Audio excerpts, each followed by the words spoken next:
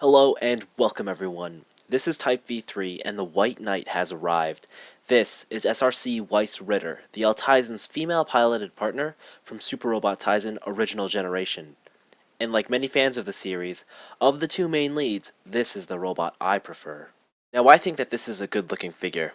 The silhouette is great, the proportions are accurate, and even though she's a little lighter on the molded detail, everything present is certainly noticeable. It's also helped out by the orange and red accents. The metallic blue is very pretty and retains the familiar sparkle that was seen on the Altaizen. As for the main color adorned by the Weißritter, it's white, and sadly, it's not doing anything for me. I don't want to say it looks cheap, but rather it's just plain boring. I think this shade of white would work perfectly as an accent, but when it's a primary palette of the design, I always expect a little more. A pearly blue hue would have been nice to see here. When it comes to die-cast content, it's almost identical to the Altaizen. The big chunks are in the lower legs, while the smaller bits are used as the primary connections between the limbs and torso. The only real difference is the amount used in this release. Because the Weißritter has much more of a thinner design, the figure is slightly lighter. Now the Weißritter does have a ball-jointed head and the same ball-jointed waist. There is a nice rotation of die-cast in the shoulder, and even the stem itself, it's hard to make out, but it can pivot on its own. The actual shoulder pads are on a separate hinge, and each of these pieces can move independently of one another. There is a separate hinge for the actual arm here that can go in and out, and there's a swivel there, single jointed elbow, which is kind of limited because of this design, but you can pull it out ever so slightly, and that gets you a little bit more motion. Nice ball jointed wrist. If you turn her around, you have the backpack of the wing assembly. Now, these aren't posable, these thruster rockets, except for just these two in the middle, but the other four can't move. And these wings can extend however you want, as with the big one, and they can even pop out and move backwards in case you want to get the arms to move back. These skirts are all on separate little ball joints to get out of the way. The hips, great. Tight die-cast joint, there's a nice swivel, and just like the arms, these legs are single jointed, however you can extend them, and then you can get the full extension there like a double joint. The feet, again, can come out, and then you can use a rocker there, or up and down, and the toe, of course, can come up.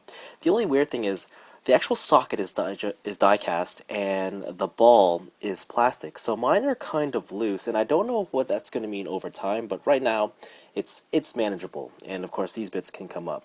So overall, articulation is great, and because this is a much slimmer design, you can actually use everything, which I kind of prefer.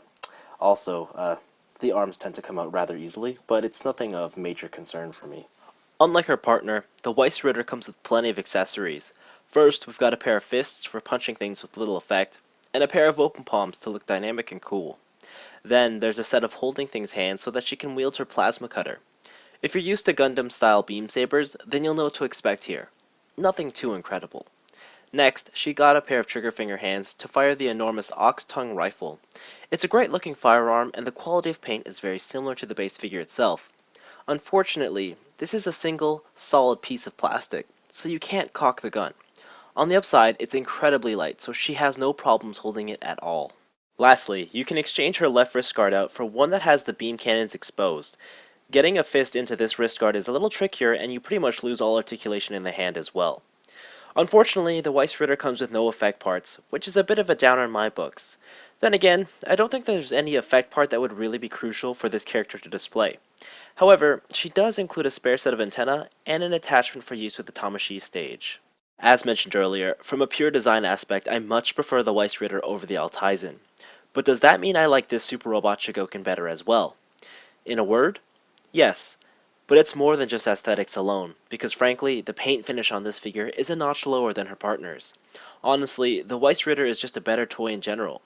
This is hugely apparent in the articulation alone, since she can utilize all her joints.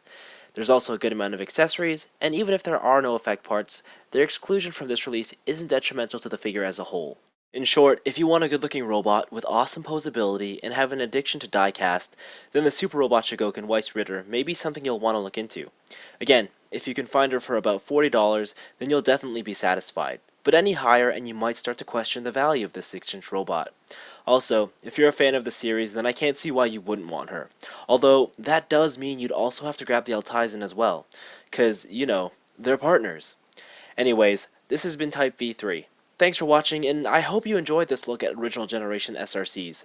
In the future, I'd love to see more characters from the series in the Super Robot Chogokin line, but if not, well, I'm glad that we at least got these two.